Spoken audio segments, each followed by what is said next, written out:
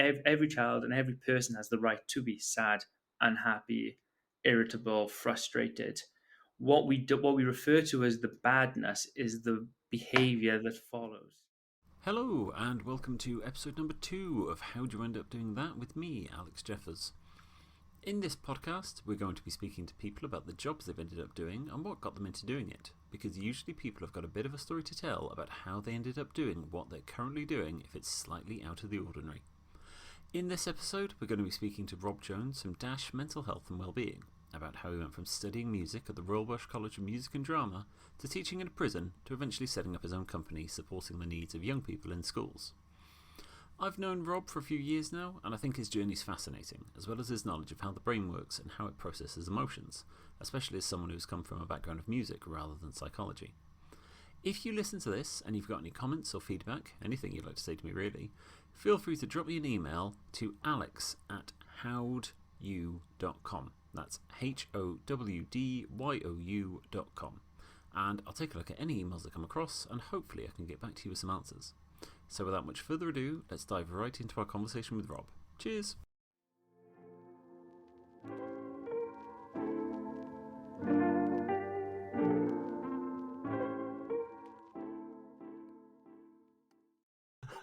Hello, Rob. How's it going? Thanks for having a chat. Yeah, sorry, we've been having a chat for a little while now.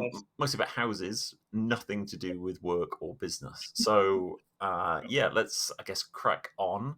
And as an introduction, Rob, you are and I'll let you fill in the blank there. Yes, so I refer to myself and my work as being a behavior, emotional health, and well-being specialist and educator. That's a lot of words. It's a lot to go with a very wordy company name as well. Yeah. Which is nothing to do with Dash, the drug service in Bridgend. No, which you also hilariously bring up because I do get phone calls. Do you? I actually had one this morning. Oh, okay. I have to send them through the new information because what was Dash, the drug, alcohol, and self-help, is now called New Link. Right. But Okay. nobody seems to know that. I didn't know that. Because I have to keep defending myself. Because I had to defend myself against a guy online who accused me of faking to be that Dash to get customers in to pay me money as a fraud. Right. Yeah. I mean, people will complain about anything online just for the sake of complaining. Yeah, I think he was a service user of theirs, which is fair enough. But I also point out that I'm not just Dash. I am Dash Mental Health, Wellbeing, and Behavior.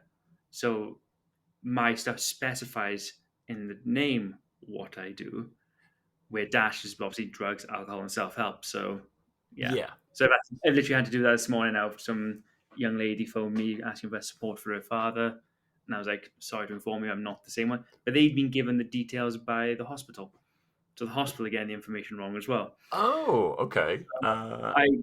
As I do with all of them, I inform them it's the wrong person.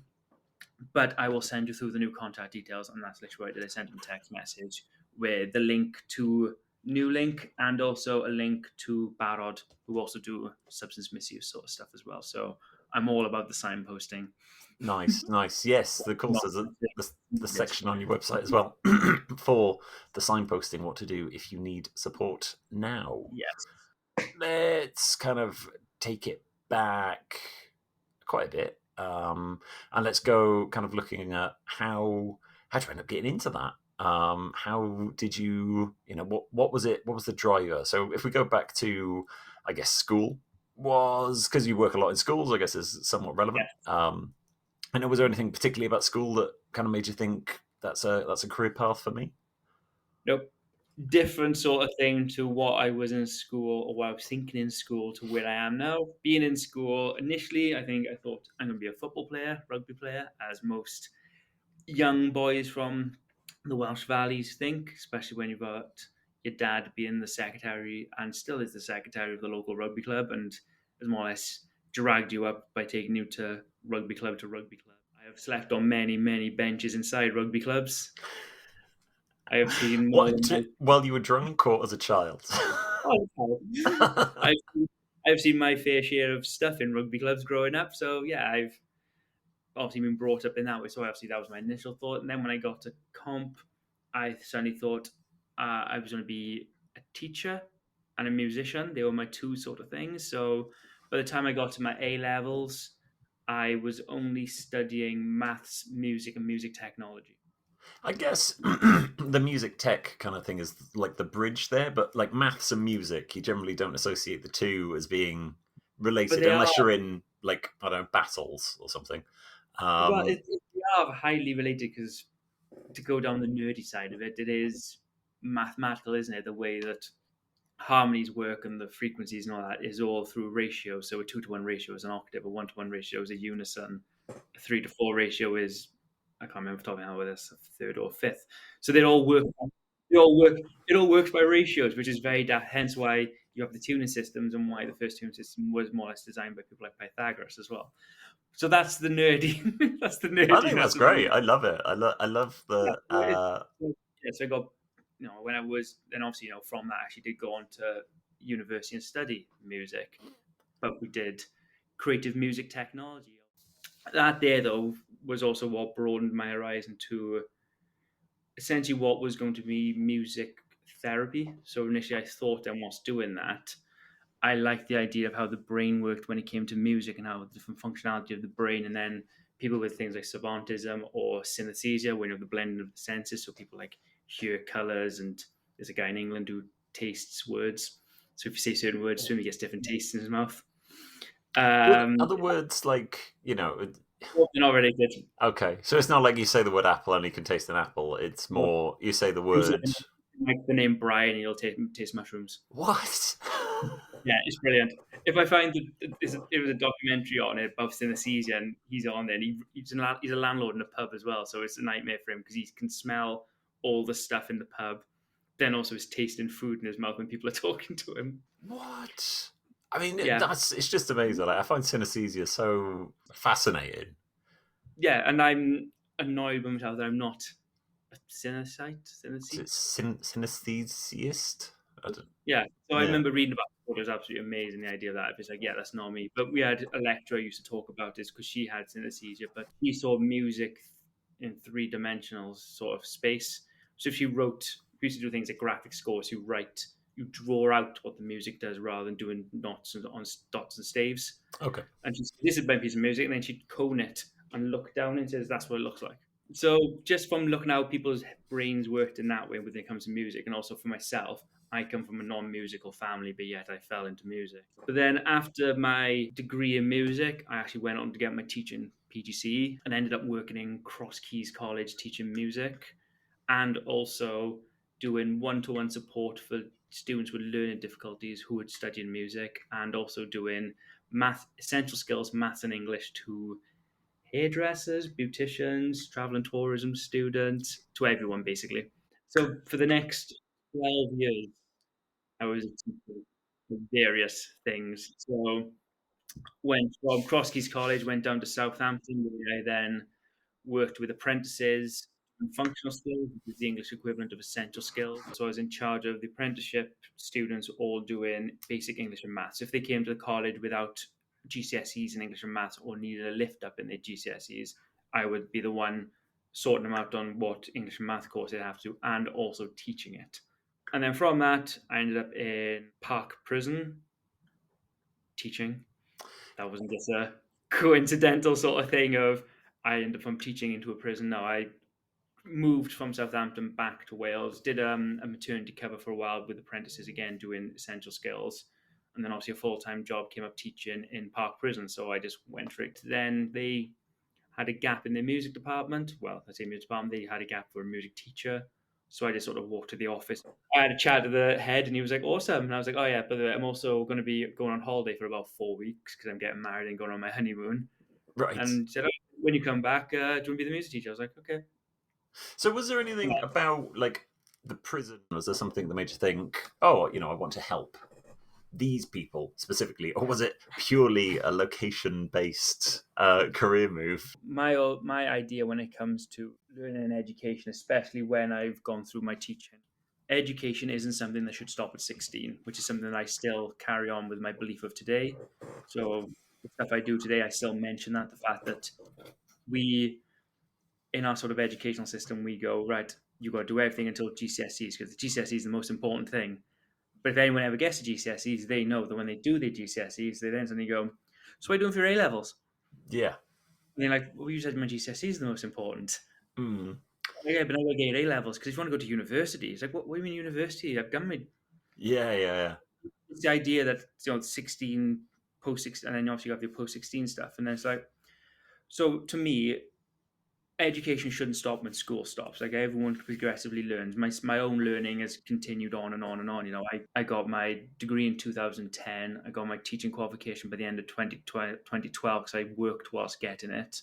And then I got my master's in 2021. Even myself, I'm still learning over all that time in that space as well. For me, then it's like, okay, well, if everyone who is in normal society is able to learn when they want, because you can go anywhere now and go to a college, there's adult learning centres and all that. It's like, well, prisons obviously have learning, and they deserve the opportunities to learn because what you find when you get there is a lot of the learners didn't do well in school or had learning differences or also neurodivergent. So when I was there, it was great to be with these inmates because some of them were like, yeah, I didn't do well in school or I didn't go to school. I was expelled from school. So you've got their stories as well. And there is research to show correlation between poor academic outcomes and exclusions with inmates and the rate of people going to prisons. There's Okay. not causational, it's correlating. So Right. if you're expelled from school, that does not equal prison. There's a higher chance you may end up in a criminal path if you are excluded from school. There's a big argument about it in England at the moment about the that pathway of exclusion to prison, which is like, yeah, it's correlative, not causative. Yeah, I think my favorite example of the difference between correlation and causation is you're more likely to wake up with a headache if you go to sleep with your shoes on. That's the cause is not that you have your shoes on. The cause is probably that you've got a hangover. You're drunk, so you've fallen asleep with your shoes on. But Yeah, there's a correlation between having your shoes yeah, on when you wake up and having a hangover and having a headache. yeah, and these are the sort of things like you see it quite a lot. Like I said, when I did my masters, because obviously I did my undergraduate in music, got my teaching qualification next, and my masters then was in psychology. And obviously that's part of the thing you talk about there is you can see lots of stuff that are correlating, like you see both things increase over time, but it doesn't mean they're both at this. But one affects the other. It just happens to be they happen at the same time. So what? Yeah, So, yeah, yeah. you know, yes, you're more likely to wake up with a headache if your shoes are on. But like you said, the cause is alcohol, not the shoes. Yes, But yeah, if yeah. you put them together, you'll be like, well, just stop sleeping with your shoes on. But that's not the problem. That's not the So problem. yeah, so it was interesting being in the prison. Like I said, it started off with English and maths, which was interesting because yet again, you don't have a learning assistant, so you don't have like a teaching assistant with you. You have a prisoner who is being trained to be your teaching assistant, so they're also helping the prisoners as well. So Okay. well, they have their own like little society and their own little world and stuff. So yeah, they have jobs. So they don't just do education; they do education to get jobs. In the prison I was in Park, there's a print shop, there's an electronics shop, there's a wood workshop, there's kitchens. You could be a gardener, you could be maintenance. See, then doing music was even better because then I had my classroom, which I taught in. I had a studio space then, which we did all our recordings, and obviously lots of the inmates were coming in with their raps, and so I was teaching them how to make beats, how to record their raps, how to then make himself sound like T-Pain. So all that sort of stuff. It's great because they just for them it's almost getting them back to that childlike state of just play. Yeah, Because if you don't like it, you just delete it and just yeah. don't click save. Like you can just do what you want. You can mess around with this stuff as much as you want. You can't break it. Just keep going and going until you get somewhere you like. And Was then I there used like a would you say that I guess from like any of the other kind of music teaching that you've done, the like the levels of creativity within the prison were more like the I guess or was it just like a different? Was there a noticeable difference between the sort of stuff that people wanted to make in prison compared to want to make outside in like a college? yeah. So when I was in the college doing it, because even when I sort of shifted out from teaching music and started more on the skills side, my sort of notice was that obviously, everyone there is like they play guitar, they play drums, we had the occasional like saxophonist or something like that, or singer, and it was all like quite heavy down the sort of rock music or acoustic stuff. There's that. Going to the prison, everything was rap or dance and drum and bass and electronica and that sort of stuff. So it was like the shift in idea of what we wanted was completely different. So to sort of do the teaching of it was completely different in the sense that I didn't have to go around to something like, guitar riffs and working out chordal structures and what sort of worked around the riffs they were writing because they would just want to do like chords or they just want to do like a little three-note melody because there wasn't the music they wanted to do wasn't based around like high level of musicality, if you will. It's more about what works well with what. Yeah, So yeah, we yeah. used to, what I used to do with a lot of them is we'd get them to write like a little melody or put a chord sequence. So I'd teach them the basic structure of a chord and that sort of stuff, which we did a little bit of music theory. Then it was how to put the chords together, what works with what. Yet again, use your ears. If you don't like the sound of it, it doesn't work. If you like the sound of it, it works. I can't tell you any different. And then it was like we used, because obviously we were using things like Logic, which was what they had in the prison. It was like, right, each of these now are your little building blocks. So like a Lego thing now, you can build your little blocks, and from these little squares, you just put them in place. It's a 4-bar rhythm, a 2-bar rhythm, an 8-bar drum loop. Just put it in, and you just build. And because we, show them how to color coordinate it, make it color coordinated, you can make it work. And you just literally like building blocks. Like, right, here's your drum sample, here's your chords, here's your melody, here's some effects, build. And that's the way we used to look at it. It was always build something rather than going, oh, well, I'm going to go from this transition of chord, then I'm going to do a modulation here, then I'm going to, there was no high level music theory. It was just, I like this pattern, I like this pattern, I like this pattern. Awesome, built into a song. And obviously, when it came to the raps, yeah, it was more of the sound production end of how to EQ their voice and how to make it sound like they're on a telephone and all that sort of stuff. And it was, like, it's just cliche stuff you hear in lots of rap songs. There were like little skits at the start where they used to pretend they were on the phone to somebody from their cell and all that sort of stuff. And Oh, we nice. made it fun and enjoyable for them. And then we started when I was working up towards like getting something in. It was then working up towards, okay, how do I teach them how to set up sound stuff? So if somebody comes in to do a talk, we can say, right, we got inmates here who can come down and set your microphones up with you and put all the sound right for you. If you got somebody coming in, like they would hold like we started working towards the idea of doing open mics in the library. Okay. So they could come along, we'd set everything up, and people could just come along and like do a cappella raps, or they could put a beat down and do a rap over it and all that sort of stuff. So yet again, how can we set that up without me having to go there and plug everything in because I'm the one with the knowledge? How do I get other people to do it where then they can come along and say, we got set up over here, and I go, right, cool. Here's the equipment. But then pandemic came around because I have psoriasis and I was on immunosuppressants. I wasn't allowed to go to work for 6 months. Right.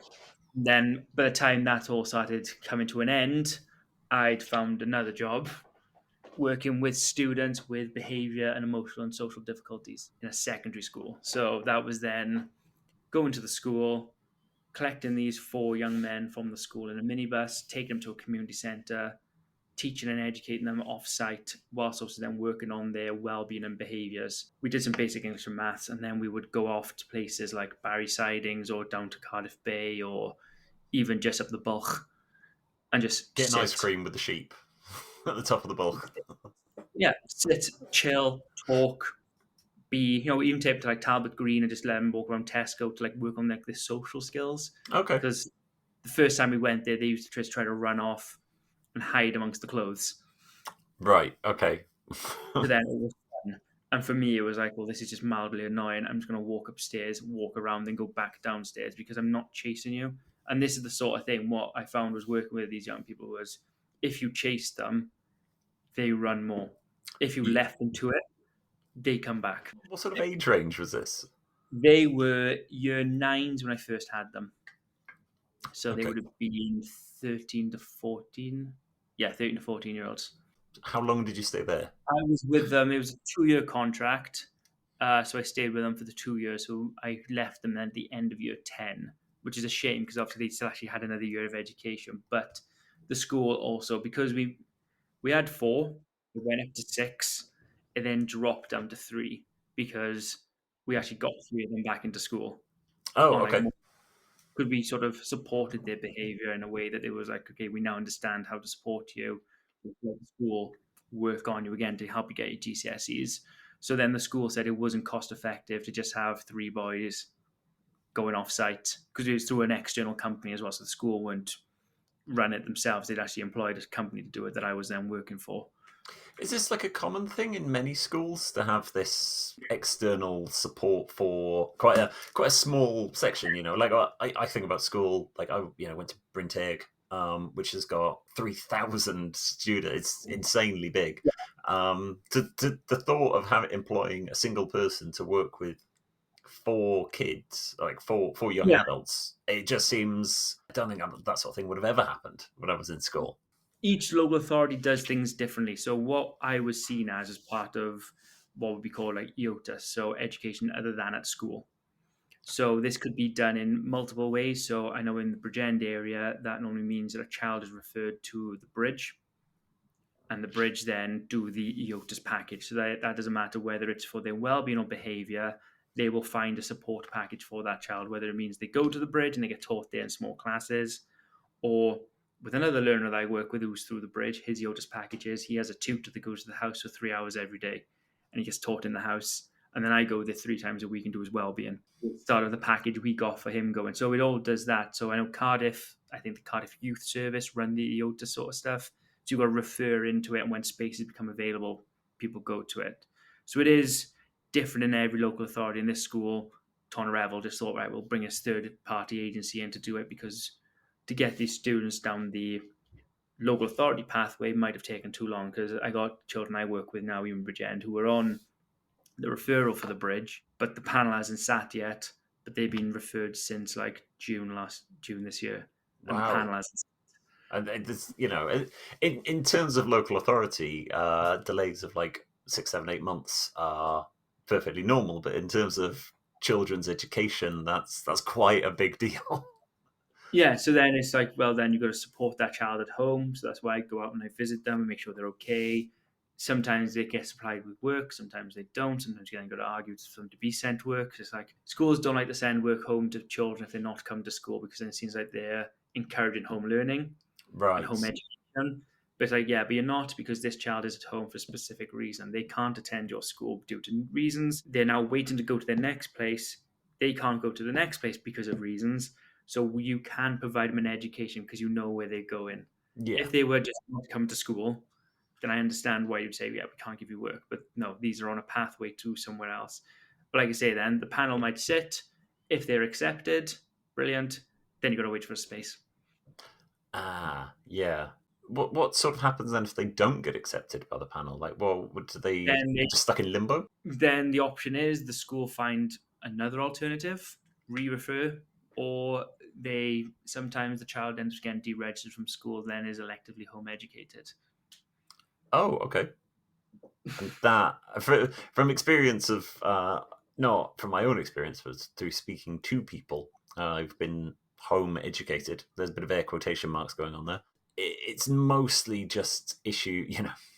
There's not a lot of education happening there because parents can't educate. And what you find with lots of these ones who do fall down those pathways and sometimes may get electively home educated, there's normally something underlying. So the ones I know with the school I'm working with are either diagnosed ASD or possibly autistic, or some other neurotype, whether that's ADHD. And even with the boys I was working with in Tonrevel doing that behaviour support, the one was like ASD, ADHD, Tourette's with oppositional defiance disorders, they called it.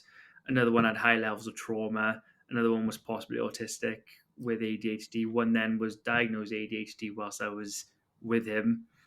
So they all had underlying needs that needed to be met to ensure that they could be educated. And sometimes, if you ignore those needs because all you're worried about is getting the education, that's why you get the as what they would see as challenging behavior or extreme behaviors. Yeah, So yeah, it's like you're focusing on the wrong end of the spectrum. You're instead of going for, if you had like their emotional needs and behavior on one side and their academic stuff, there were two over there. You're trying to teach them, but you've got to make sure they're teachable first. yeah. So you need to make, and that's sort of the stuff now. Like I say, from doing that, this is my, as you say, my wild trajectory of sitting in the Royal Welsh College of Music and Drama, sticking screws and pins inside a piano to make it sound percussive, to now where I am here. So yes, from doing that, So yeah, um, you're so the 2 year contract comes to an end, and then what's next? What do you do next after that? well, what I started doing was whilst that contract was starting to get into like its last 6 months, I set myself up as my business, and I just sent emails through to all the comprehensive schools in Bridgend, offering initially what I referred to as like psychoeducation support for learners who need support. So from being in the schools as well, obviously, mental health needs are on the increase. What I saw with Tonoravel was they were going to the pastoral member staff and she was giving them like a leaflet from Mind or a leaflet from Samaritans or a booklet from Young Minds, then saying, we'll refer you to the counsellor, we'll refer you for Elsa, goodbye. Right, that's just it I, then. I I was like, oh, okay, so you just, as you say, as lots of people do, yeah, you signpost to the professionals. I was like, but you've got a lot of people here where you could surely group some of these kids together and sit with them and educate them, because the biggest thing I've got, we all know that there's a massive shift in our culture of like, having all the mental health awareness, and everything now has some level of mental health attached to it. We got the whole stuff that advertises on ITV. You got all things like your Andy Man Club sort of stuff, and all these charities and all these groups bringing around awareness. But that's what it is. It's generally awareness and support. What I normally generally see what happens is people, when they do awareness, it's sort of like, here's a drill. And now everyone's walking around with drills in their hand. They're going, but what do I do with the drill? Yeah, Because drill has multi uses. You can't just drill holes with it. You can also screw things in with it. You can also use boring holes, and that's it. Because they've raised awareness, and that's what it is. Everyone is now like hyper aware of their mental health, their well being, and they all understand their feelings and emotions, but they don't then know what to do about it because they've just been made aware about it. yeah. You kind of it's that level of awareness isn't necessarily helpful if you don't know in which Yeah, direction to point it. and then you've got the rise of like your TikTok influencers who talk about stuff, and they'll say like, you see the tip one go, drop a finger if you do this, drop a finger if you do this. So if you drop 5 fingers down, you might be autistic. It's like, yes and no, because it doesn't work like that. It's not a linear pattern. It's a spiky demographic. It's a spiky profile you get. It's not all autistic people do this. It's an autistic person could do this, but also a neurotypical person could do this. Like, we all have Yeah, hobbies and interests that are probably highly interestable to us. That somebody else is like, well, why are you really into that? It's like, because I just like it. And they go, oh, well, you got a touch of autism. And it's like, no, I just really like it. Like, Y- if you wanted to say about people being really like, if people say like, if people have a massive fascination with trains, they could be autistic because all they think about is trains and all they do. Okay, what about the plethora of men who walk around wearing the same football shirts to each other and talk nothing but football? Are they also autistic? yeah. It's the Because that that's obsession, and but it's the I guess people pick up on it and like the things that they associate with not like a lot of the time it comes down to it's not like a manly thing like football, rugby. These are sport. Sports. You can't be autistic if you like sports because sports are a man's thing to do. Whereas if you like trains or birds or space or dinosaurs, then that's autism because you're obsessed with those things, and we don't see those things as being yeah like man's things a lot of the time. no. And these are the sort of things. So, and you've got to get people around that idea of like, the TikToker influences and like, the whole misunderstanding the terminology. For me, then I was like, okay, how can we build something that gives children not just the awareness around their well-being and giving them sort of correct information, but also support them with the understanding of it. So I went through a whole program design of sort of going, right, okay, what is the basics and where do I want to end? So I started with saying, right, if we sit with children and go, this is your brain, then from that, this is how the brain functions. These are some of the chemicals that go on in there. These are how they interact together. This is what we call emotions. Here are the different ideas of what emotions are because there's no consensus on what an emotion is. Hmm. And there's different perspectives of how emotions come about, whether that is your theories that we're all born with emotions and then we develop them, or whether we construct them in the moment through our interpretation of what's going on around us and also through the influences of people around us. So we do all that. Hmm. And then we talk about, the fact there's not good and bad emotions. We have comfortable and uncomfortable. So it's not wrong to be sad. It's not wrong to be angry. They're just uncomfortable. No, that's interesting because I think then, like, my kids are, well, they're 6 and 3. There's this book called The Color Monster that they quite liked for quite a while. You probably know about it. For anyone who doesn't know, The Color Monster is a book about a monster who's made up of lots of different colors. There's his red color is anger, his blue is sadness, and is all the book is all about how the color monster's all jumbled up and they separate all of his feelings out into different jars and separate them Yeah. out. And yeah, I'd never thought about them as being, because I think even with the kids, I've described them as being like bad feelings, like Yeah. angry and sad, and they're Yeah. good feelings to be happy and calm and loved. But yeah, putting that spin on it of comfortable and uncomfortable emotions, I think makes a lot. It's a lot more sense and makes the, like, even for my kids, would make them feel a lot more comfortable about being Yeah. having an uncomfortable emotion. Like they're not suddenly feeling this is bad because I'm sad. They're like, I don't like this, but it's okay because it's just a thing. You can't say that feeling sad is bad because there are times when feeling sad is appropriate. And you can't say that anger is bad because there's times you have every right to feel angry. Mm. The same thing, you can't say that being happy is good because sometimes you probably shouldn't be happy. Yeah, yeah, yeah. This, So yeah, it makes a the lot of whether or not sense. it's the comfortable is the emotion right for that moment. Every child and every person has the right to be sad, unhappy, irritable, frustrated. What we refer to as the badness is the behavior that follows. So if your child is angry, so I know you have two girls, and there could be any given time in your house where one child is playing, the other one comes along and just takes something off the other one, and then the one who's had the thing taken away gets upset and angry.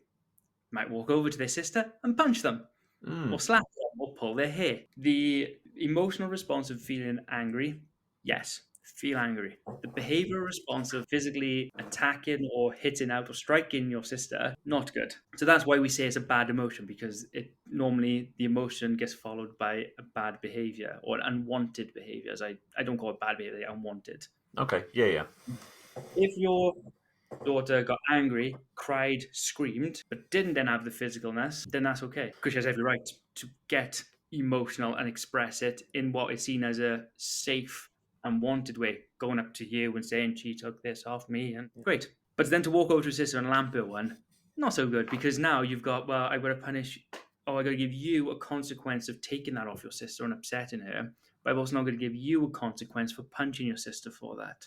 yes. If you just Which, went, if she just cried and then came and told you, then the other sister would have the consequence because she's the one who took something off. So mm, this is why it being like these uncomfortable. It's the behavioral response to the emotion that we generally label as being good or bad, not the emotion itself. And unfortunately, we've shifted that labeling of good or bad to the emotion.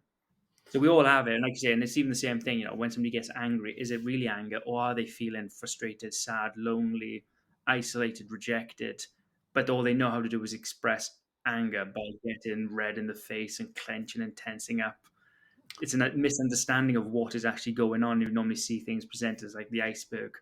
yeah, yeah, yeah. The tip of the iceberg and then the mountain underneath. Yeah. There's Um, all the stuff beneath it. And this is what I say. So I have the conversation, especially with looked after children, having these conversations with them and went through that journey of, this is your brain, these are all your different parts of your brain, this is your limbic system, this is how that connects to your body. When you feel these things, this is what they are, these are emotions, this is what it means to feel happy, this is what it means to feel sad. This is why we sort of refer to them as comfortable, uncomfortable. And then we talk about when do you feel comfortable and when don't you feel comfortable, and then what can you do to support those emotions. Then how do they become behavior? So how does that mental feeling become a physical response, and what can you do about it?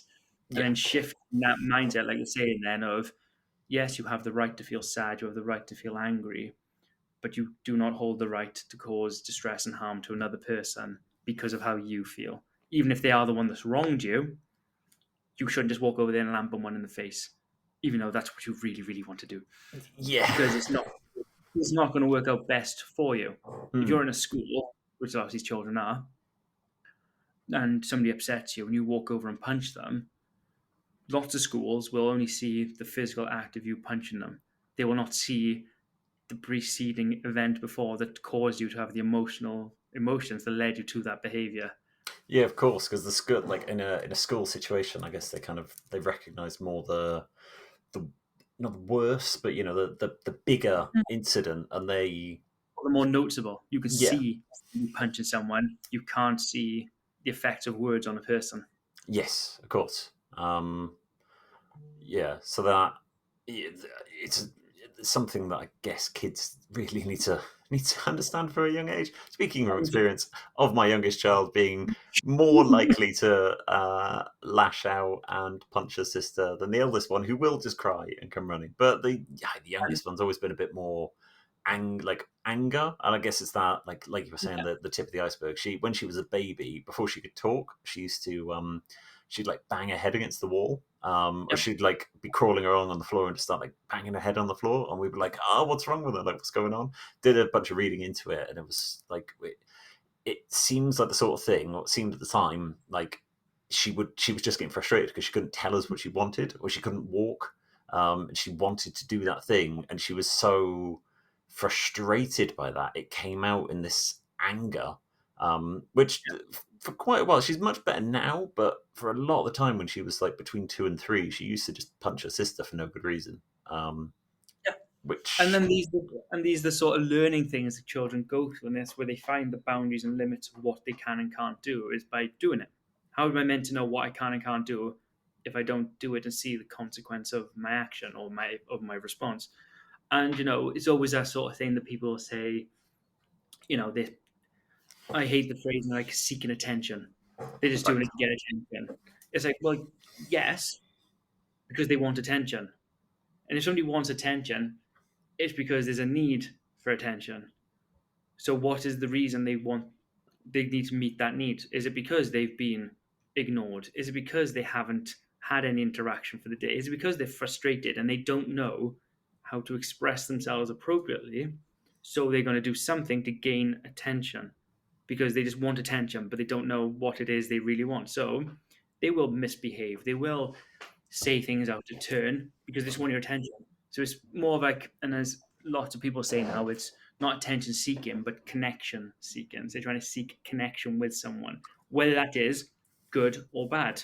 I want you to talk to me, so I'm going to do anything I can to get your attention. So then lots of times they'll say, you know, a child will just be going like, my son has a fun thing at the moment. He just starts going, ah, ah. And he's like, what? He doesn't know. But you just make that noise. He's like, well, what are you making that noise for? And he can't tell you. But then some people say, oh, just ignore him.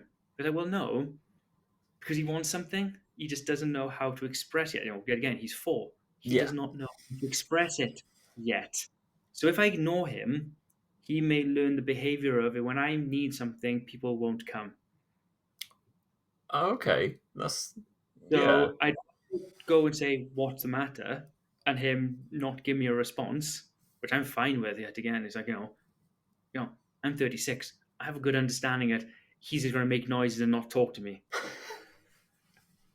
But I'd rather do that and him get the understanding of, well, when I need help, someone will come, rather than making the noise and people saying, like, stop making that noise, shut up, stop being a baby, which are not productive or conducive to that behavior. And he's just going to go, well, if I need help, people tell me to stop. So I'll stop asking for help. And therefore they bottle it up. yeah. And then who knows what effect that'll have on them in the future, because there's lots of literature that does show that when people get to high levels of stress and anxiety and they don't express it in a safe and suitable manner, it does have an effect on their body. Okay, Something that's called, we have something that's called the HPA axis, which obviously then adds into something else that's called polyvagal theory. So when we get stressed in our brains, our, the Amygdala will tell us that sort of emotional response that we need. Hippocampus will give us contextualization of it, whether it's through memory or whether it's through emotional memory. So we normally attach emotions to memories to make them easy to retrieve or to sort of reconstruct. The area of the brain then is called the hypothalamus, is where we generally have that sort of stress response in us, and that will start off. It isn't part of this. It's not the stress response. It's the starting point of our stress response. That starts the cortisol going in our brain, which then goes to the pituitary gland in the brain, which then connects down to the adrenal glands near the kidneys. So HPA, hypothalamus, pituitary, adrenal. Right. So that is literally in that axis, we've gone from the brain to the kidneys. And in that, we're having the release of cortisol and adrenaline, both of which are good for us because we need them. Mm-hmm. But as with anything in life, too much is a bad thing. Yeah. And what happens is if you are in a stressed response and you don't deal with the stress, sometimes you might just persevere and get on with it. But that stress response hasn't stopped in your body. Okay. Yeah. So if your body is under stress, your body's under stress, even if you mentally tell yourself you're not stressed. And then that will have a detrimental effect because, yet again, through that HPA, it starts what we say is like your polyvagal sort of stuff. So you have the vagus nerves in your neck, which connect your brain to the different organs in your body. And that's why when you get into that sort of, that also works with our autonomic nervous system, which is broken into two parts. You have your parasympathetic and sympathetic sides. The one puts you into fight and flight, the other one is your freeze. So obviously, if you're getting wound up, you go into that fight and flight. That's why your heart starts racing, you start breathing faster, you get sweaty, clench. That's because your body's on that side. Also, being in that fight or flight, it stops your stomach from digesting food. It stops you wanting to urinate. Because if you're going into a fight response, you don't want to be wasting energy on doing internal functions of your body. So it stops you doing that. Because this is a Ah. throwback evolutionary to when we used to have to run away from things that were going to kill us. Mm. If you were running away from an animal and you needed a pee, that's not a good thing. So No. it just shuts off all the body functions and it'll send all blood to your extremities to get lots of energy going. This you can run, you can fight, you can do whatever. Because fight or flight, that's essentially it. You're either going to fight what is threatening you, or you're going to run away from it. Mm-hmm. The other side of it, which as you put it in our freeze response, that means when we don't do anything, and also it's our relaxed state.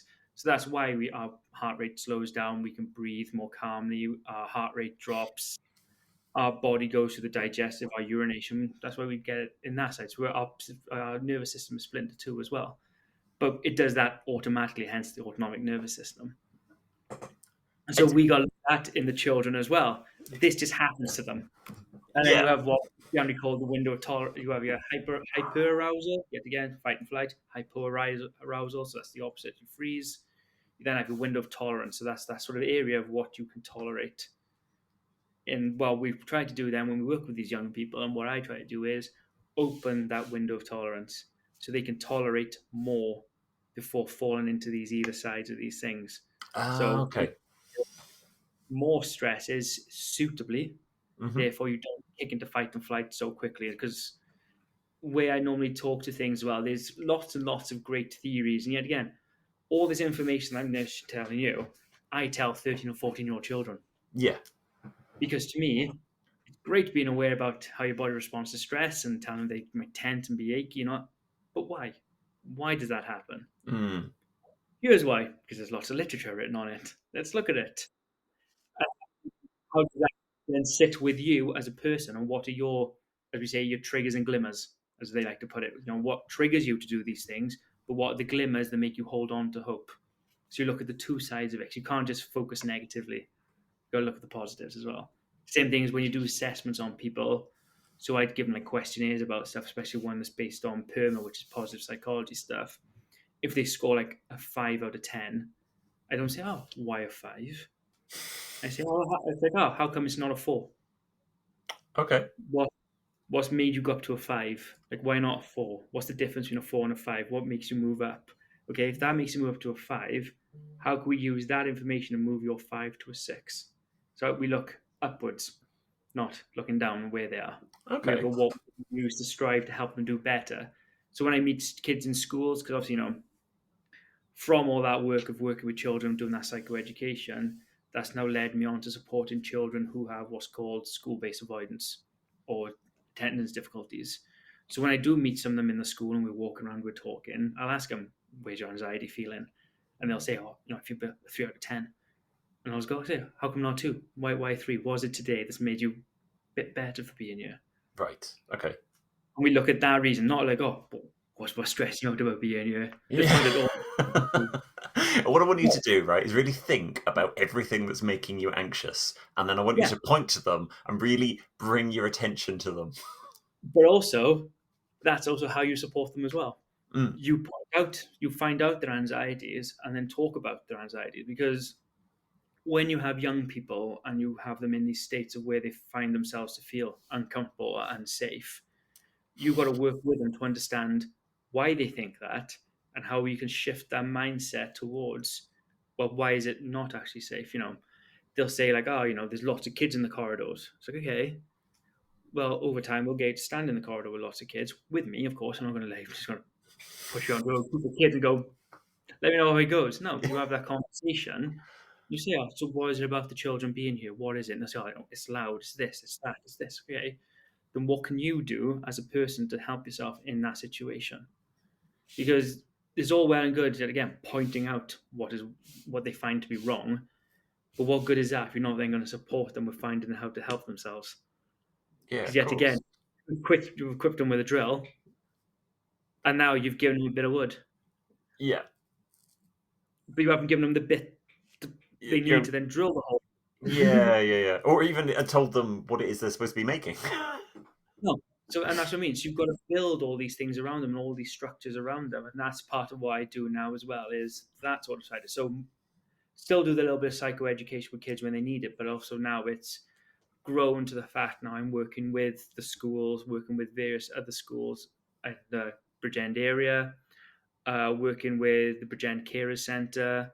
I also work with a group called Parents Voices in Wales, which is like a Wales-based support network for everything from racism in schools right the way through to neurodivergence in schools.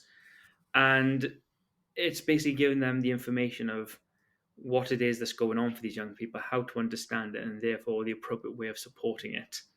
Mm. Because lots of schools will, a child can't get to school. And they'll be like, why?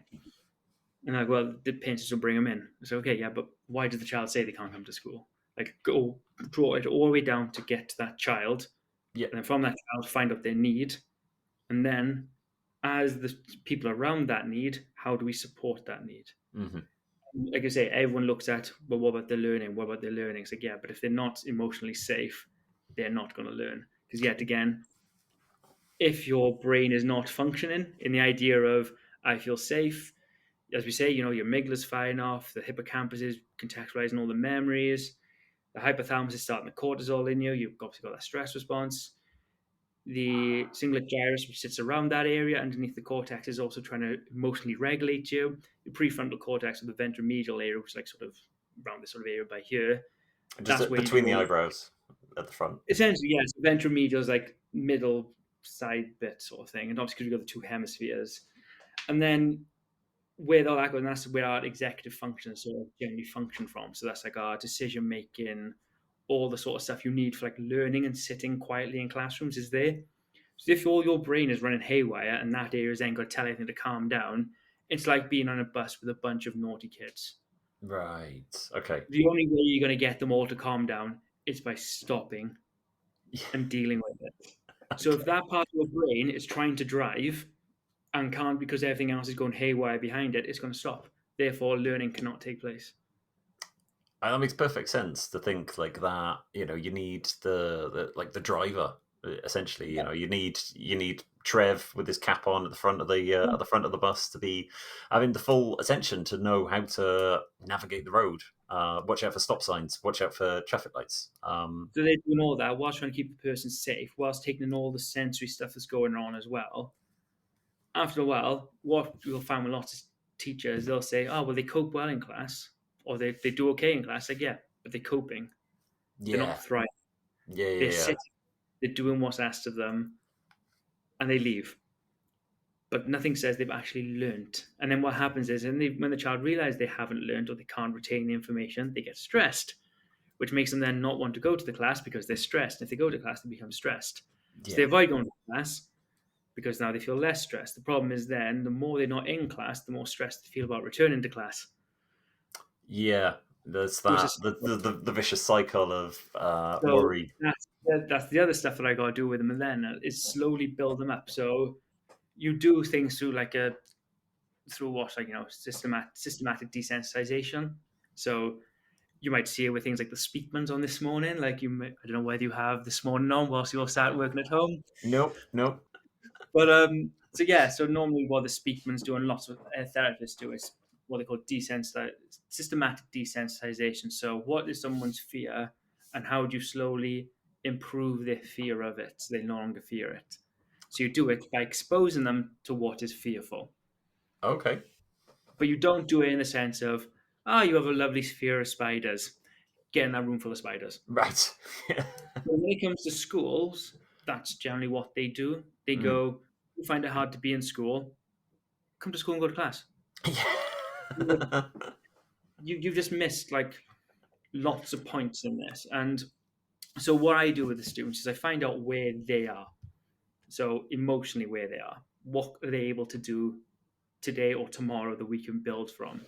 Mhm. So if they say they all get the same choice, I can meet them in the house, I can meet them in the school car park, I can meet them in the reception, wherever they want to meet, that's where we'll meet. And then from there, it'll be, where do you want to go next? Do you want to walk the corridors? Do you want to stay in the car park? And then you do that. And then you do that for a couple of weeks, couple of visits. And then you go, okay, where do you want to go now? Do you want to go to a Wellbeing hub and sit there for an hour? Do you want to go sit in the library? Do you want to meet a pastoral member of staff? And you build up what they're able to do in these situations. And there's lots of conversations about this because some people just want to go, right, for 2 weeks, we're going to do car park visits. Then we're going to go into the school. Then we're going to do this. Then we're going to do that. Then we're going to do this. They plan it all out. It's Right. like, you can't You need to be because more reactive, and you need to respond to what they are feeling and how they are behaving. Yeah. and we are dynamic people. We don't do the same things every day. We do things out of routine and structure, but we don't feel the same things every day because, as we know, you could have the best day ever in school or the best day ever at work, go home that evening, have a crap evening because something's wound you up or friends annoyed you through a text message, and then the next day is sort of written off because you wound up from the day before. So you've got to work with that dynamicism, and you got to understand that one day is good, the next day could be bad, next 4 weeks could be brilliant, and then have a bad day. It's going to shift and move. So when you do it at a pace of what the child is happy with. And it's written in one of the books by Heidi Mavere called "Your Child's Not Broken," where she talks about her experiences with school avoidant behaviors with her child, and they got fixated on the child just touching the gate. Okay. Going, just touch the gate, touch the gate. It's fine. It's safe. You can just touch the gate. Mm. And because the pressure being told to touch the gate set them back because they were being felt like they were pressurized to do something they weren't ready to do because Right. it was only to touch a gate, which for a typical person who has not got a high level of stress, to touch a gate, like, yeah, just touch a gate. Yeah. But if you're a child who is feeling stressed and feels like they're being pressured to do something, they don't want to do it because also the fear becomes of, if I can do that, then what else will they expect me to be able to do? And they're already pre-thinking the next 7 steps they might be expected to do. So we've had it now with children where they've got to school and they sat there in a well-being hub for 2 hours a day, and they've done that now for 2 weeks, and then they'll stop coming in. You're like, what happened? They're like, oh well, I felt that if I was doing that, I would then have to do something more. Yeah. Yeah. Like, like yes, but also no, because we wouldn't do the next bit until you said you were ready for it. Yeah. Mm. And they get that fear because they're already preempting, if I can do this, then I'll have to do this. They're already jumping ahead of their plan. It's like, but no, our plan is today and then tomorrow and then the next day. Yeah. But obviously that's how I do it and that's how I approach it. How schools then approach it is differently, and that's why I then got to sit with them in meetings and tell them, like, no, we're not doing that. We can't do that. We're not doing They're not that. ready. Yeah, we're not And doing that. And the problem then becomes all schools have their own systems. So obviously yourself mentioned you went to Bryntig. I do work with Bryntig. They do not have a wellbeing hub. They have a dyfodol class, which is a classroom for children who are anxious, but it's full. Oh, I've got some students in that school who are anxious not attending, but they can't go to there because it's full. So it's right. like, so I'm there going, so what else have we got? Yeah. Without they've had to think on their feet and put in different plans in because they haven't got the resource there. But then I go to another school like CCYD, College Cymru of Derwyn, where I've done work for 2 years there now. They have a wellbeing hub. So we go, okay, when we get to the point you're safe to come to school, we will go to the wellbeing hub. You can stay there for as long as you need to. You can leave when you need to. It's all on your call. And then over time, we'll increase your time in that well-being hub until you're ready to shift across the lessons, and then you'll have the dual approach. You can have both spaces, and then when you feel comfortable in classes, you go to the classes, but the well-being hub is still open to you. If you Yeah. get 4 lessons in, you go, I can't do lesson 5, just go to the well-being hub. That makes sense. And then you give them that, like the option and the way, not the way out. It is a way out, but it's more of a like a safety net as well. They And know that the option is there. these are the things that often get mis misconstrued. It's like when a child gets to a place, like, we've had them where they're attending like a full day, and it's like I don't sign them off until I see it is all okay. Yeah, Like I'm not sort of like, you've done 6 months work with me, sign off, ta hope all the best. No, I keep working with the child until the child is safe. I'll slowly step back, but I'm not completely gone because you've got to be there just in case. I say safety nets. So even with them, when they do have their back in class, we still keep the well-being referral open as they do in CCYD because they've got to all be done through referrals. So we keep that open. So they might not go down there for 6 weeks, but we're not yeah, going to go, right, we're going to pull that referral away. No, that referral stays there until the yeah. child more or less shows they don't need to go there. And then they go back to the school system, which is then going to pastoral and getting a note to go down there. We have it, they work with me, we do a referral, or any other child in the school, if there's a period of time in which they need to go to the wellbeing, it's done through a referral. So we work with what the child needs in that moment in time and then just go with it and then build the plan around them. And yes, that's all the sort of stuff I'm doing now. And then on top of that now is getting into, I've had to speak to the local authority and their youth emotional health teams because the work I'm doing is touching on the work they're doing, but they weren't too sure of the work that I was doing. So I had to inform them of that. And now they're trying to work with me. How, CAMS, same thing again. how does that whole sort of thing work? Like it's a completely different area to anything that I've ever done. Selling services into schools. So I guess, is it the school? Is it local authority? How do you get your name out there, and how do you get the work with the schools and get involved with them? um, Difficulty, I think is the word, especially in Bridgend because the schools have gone through a massive budget cut. So all schools in the Bridgend local authority had 2% cut from their budgets this year, and I think they're in line for a 1% cut next year as well. And the local authority generally has not got a lot of expenses to spare, which is quite apparent when you see people that talk to in the local authority who are like, yeah, we've been told not to buy stationery and to buy our own diaries to Right. try to save money, not to print and do things digitally and all that sort of stuff. So my first sort of thing was, like I said, when I first started, I emailed every single school in the borough. I was on the phone to one of the schools within 2 hours. I was sat in the school the following Monday, and I was starting working with the children the Monday after that. So it was quite quick. And because that school is in a particular area with a particular demographic of learner, they were like, we need this. They've gone, all the stuff that we need to do for children, we'll just find a way of doing it. Okay. So I And guess that's what that's they've sort done. of like right time, right place kind of Right, yeah, situation. just happened to stumble in, and even it was the deputy head there who started me as well on the trajectory of school avoiding children because I was doing all the looked after children with them, and then he came along to me one day and went, "We've got these learners who are not attending school because of their emotions. Do you think you can help?" And that then led me to reading and learning all about emotion-based school avoidance, doing courses on it to get a better understanding, learning the assessment tools and all that sort of stuff. So, like I say, I assess for the understanding of the behaviours. There's actually a questionnaire you can do to get the understanding of the function behind the behaviors. And then from that, it's just been a constant thing of every now and then just emailing school saying, we know it's a growing area of concern. We are here to help and support. Do you want to have a chat? Because persistent absenteeism in Wales in 2018-19, it was at 5.7% of school learners.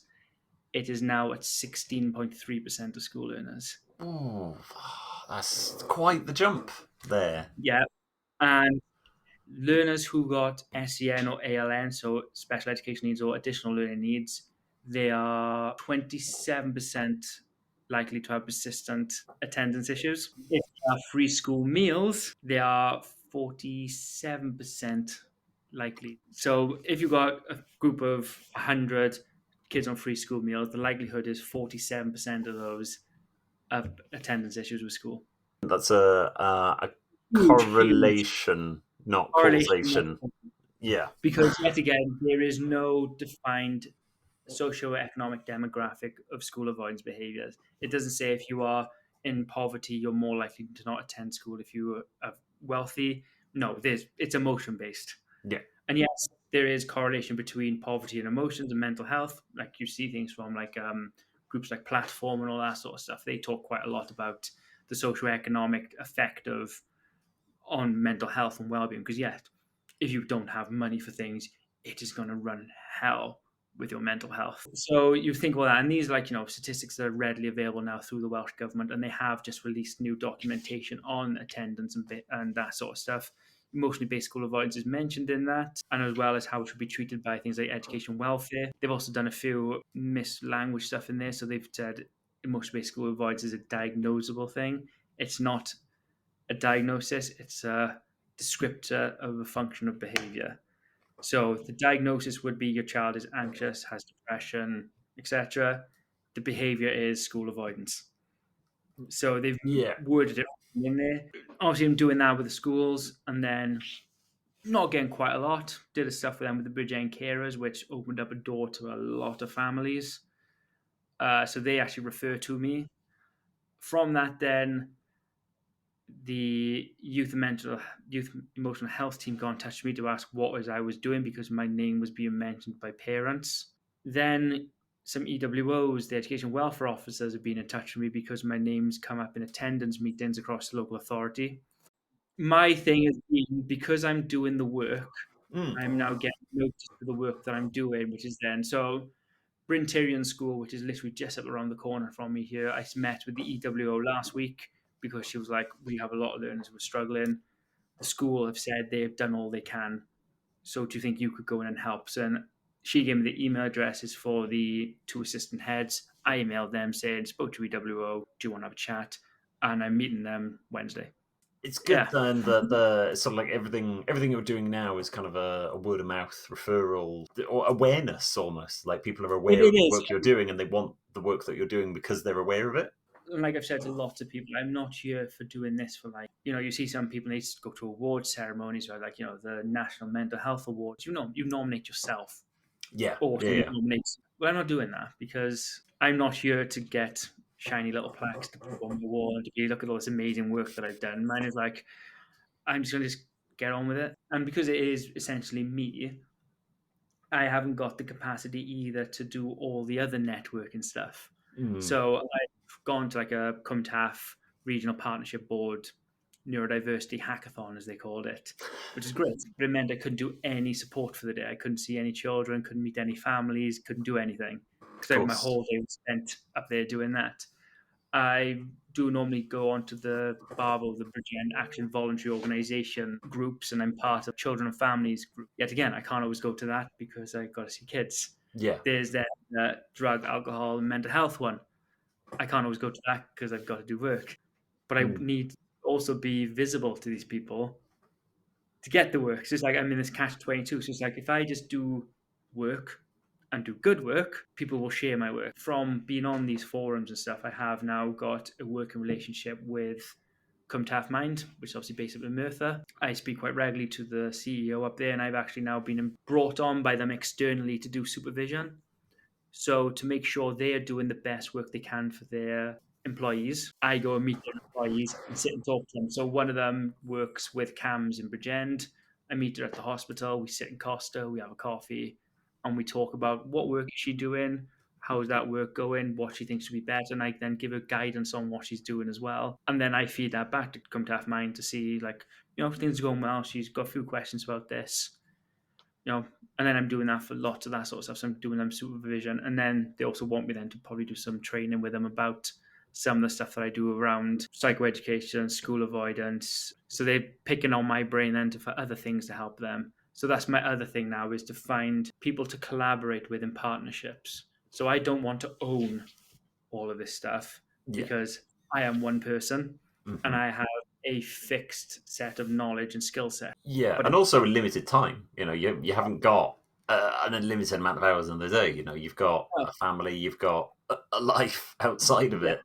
and so that's my sort of thing, is I'm all about the collaboration and the development of like multi-system working. I know a woman who does lots of work with children who got what's called pathological demand avoidance, which is seen as sort of a side chain of autism, where basically, to put on too much demand means they back off and they do nothing. It's a very, what's seen as a low arousal approach. Instead of going, put your shoes on, it's more of, right, would you mind popping your shoes on in the next couple of minutes? So it's the Right. how you Okay. approach them for doing things is different. It's not demanding they do stuff which seems out of their control. It's giving them the sense of control and autonomy to be doing what they feel they need to do. So if somebody comes along to me and I recognize that pattern, I'll say, "Oh, have a chat with her," because she's good at it. She knows her Yeah. stuff. She has two children who live with it, and that's the biggest thing for me in all of this world that I live in. I am, as I tell everyone, because I'm always open and honest with everyone I deal with, I'm a massive imposter in the world of this school avoidance and stuff, because I had no issues in school. Academically did well. I thrived. I did, I was a typical child in the sense that I started school with like, especially in comp, I was getting like 90% scores. And then by the time I got to like GCSEs, it dropped down to about 70%. Right. But I Yeah. always was quite decent at my learning, and my parents always told me the worst thing a teacher ever said to me was that if he keeps doing what he's doing now, he will get a B, no problem. Right. And Okay. my parents were looking at me going, "Why did he say that?" Because what he is, by doing little to no effort, you're Yeah. going to get a B. Where if you put effort in, you would do better. They didn't. They didn't go for, if you put the effort in, you'll get. We can work you up. They told me that my basic level of work is a B. So what Yeah. did I do? I did my basic level of work to get a Get- B. Why wouldn't you? Exactly, because that's Uh, just how I would. So yeah, no issues. Again, my child is 4. No issues around going to school. He loves going to school. So I'm there and they're going to people's houses going, "So why can't your kids attend?" yeah. Yeah. Because So it's yeah, like, you. I don't know. There's no neurodivergence in my immediate household, my immediate family. So it's like I'm working now with children who are possibly autistic or with ADHD or with other neurological conditions. Things like, even the more sort of uh, less understood things like, you get something called like PANS, which causes inflammation in the brain that causes behavioral and emotional regression. So it's like, yeah, I don't have any of that. I don't live the life that you live, where you've got to have things like very strongly structured and routined, and you've got to be careful of all the different things that go on, and when you can leave the house, all this sort of like that doesn't exist for me. Mm. So I feel like, when I'm going to some people, it's like, "Oh, I got to go soon. I got to go and pick my son up from school." Yeah. I gotta see a man about a dog. Yeah. Gotta run. We've been chatting for ages now, including the very long chat we had before we started press the record. So one final question. It's been amazing, Rob. But one final question that just want to ask: if you could do it all again, start from Mhm. scratch, leave school, is there anything you would do differently? So anything you'd change? Would you want to go more into music, like playing music, performing music, or something completely different? Do you ever wish you'd become a plasterer and could maybe do all that work in your house on your own? It's always interesting because I did go through a phase where I thought, like, why did I bother doing the whole university route? The promise that was there when we left school to what actually turned out to be is not there. That the idea that you get a degree, you do well, you put all that time and effort in your education, you'll go on to a good paid job and it'll be all fine and grand and dandy, just wasn't there. But then I don't think that I would change anything, because the things that I have done have led me to where I am today. If I'd gone back and tried to build that pathway by putting the things I say, I chose to do A level psychology and I went to do a psychology degree rather than music, I probably would have ended off somewhere else. Right. Yeah. Yeah. Of course. Because I mean, the steps that you take obviously influence the path that you end up going down. And yeah, Yeah. doing a psychology degree would have been, it would have very much set you up in a more natural way for what you're doing right now. But that doesn't mean you see a lot of people who go to university and do something and then end up leaving university and not doing anything even remotely related to it because they No. realize they hated it and the education of it is drilled into them so much that they don't want to do that anymore. And it's just, the reason why I did my master's in psychology was because originally, like I said, I did my music and I almost went to music therapy and I didn't. I carried on teaching. And then went and got a master's in psychology, not because I wanted to go and work with kids in these situations, but because I wanted a better understanding of the mindset of people in these situations. But then also because I was thinking about ed psychology, to do an educational psychology, which is another field again. So I even went to an open day in Cardiff University to look at doing that. But then I realized that wasn't quite the thing I wanted either, because it wasn't specific enough in where I wanted to work. So I've now started doing this. And now, say, part of what I do, I'm actually talking to ed psychologists. They do it like each local authority, again, do their own thing when it comes to their ed psychologists. So I was literally on Friday talking to one of the senior ed psychologists who looks at the well-being of children from the Rhondda on Friday, talking about what they do in the Rhondda for school avoiding children and how we could sort of replicate that down here in Bridgend because we don't have the same system in place. So I guess the transfer of knowledge then becomes very important at that level. Yeah. So, and like again, everyone I meet, I'm very clear about my qualification and skill set. Like, I'm not an ed psychologist. I'm not a psychologist. I'm not this. I'm not that. I've done this one. Yeah. Yes, I'm a member of the British Psychology Society. Yeah, but that's like I'm at master's level. Yeah. Like, I'm not at doctorate level. Still, you're a much higher level than a lot of people And then would be. my sort of thing is like, yeah, I've had that journey of teaching one-to-one support with learners with learning difficulties and neurodivergence, to apprentices, to prison, to BESD, to looked after, to school avoidance. So I've got lots of experiences in that 12 years of teaching to support me with what I'm doing. So I have the school knowledge, how schools run and do things. And I also have the academic knowledge of how emotions, behavior, people, and all that sort of stuff. So I can combine the two nicely together because I understand schools and I understand the people. Or Yeah. try to understand the people anyway. Can't stand it say I understand everyone, because we're all interesting people and we're all Yeah. individuals. And there's no way of knowing. There's just no way. You can't understand everyone. Right, Rob. Thank you so much for having a chat and spending your morning chatting to me. I think we've now been chatting for a couple of hours. Thanks so much for coming on the call. And yeah, I shall catch up with you soon.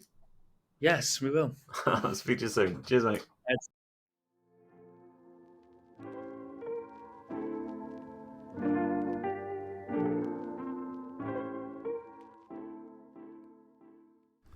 Well, there we go. That was episode 2 of the podcast wrapped up. I really hope you enjoyed listening to it as much as I enjoyed making it. I would apologise for the length, but I edited it down as much as I could while still allowing for the information to come across and for the whole thing to tie together nicely as a continual story.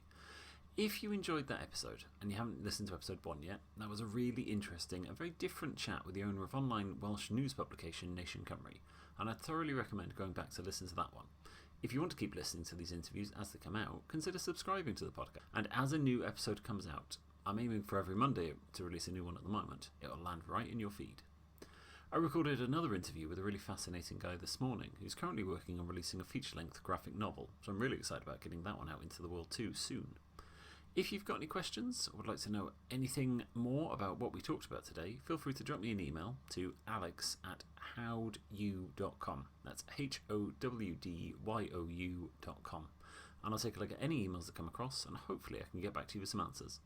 Thanks so much for listening. Hopefully you'll be tuning in again soon. Bye.